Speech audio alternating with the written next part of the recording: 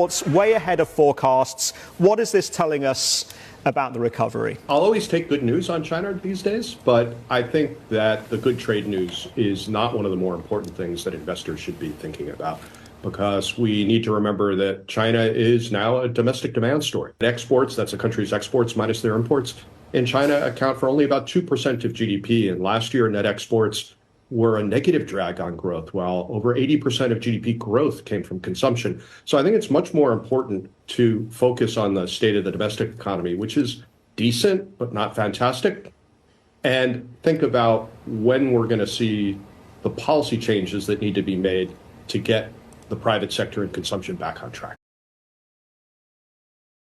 Another story that investors should be paying attention to is this news out of the US overnight, Asia time, that they've slapped 37 more Chinese entities on this trade restriction list. I think this is really disappointing from the US perspective, but not surprising.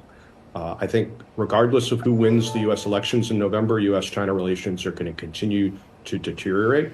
We're going to see a continued proliferation of export controls and probably tariffs as well. But this is kind of self-defeating.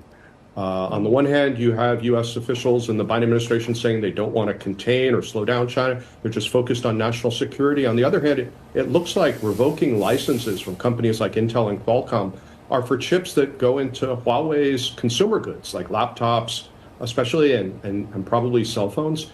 It doesn't make a lot of sense. And I also think that the hit is going to be harder on the U.S. companies than it is on the Chinese companies. Huawei has found ways to work around this. Just recently, the New York Fed did a study on this, and their conclusion was the same, that the biggest losers from these kinds of tech restrictions are the U.S. companies, not the Chinese companies. And I think experience tells us that when the U.S. cracks down like this on Chinese tech, it just drives more innovation and motivation to succeed in China.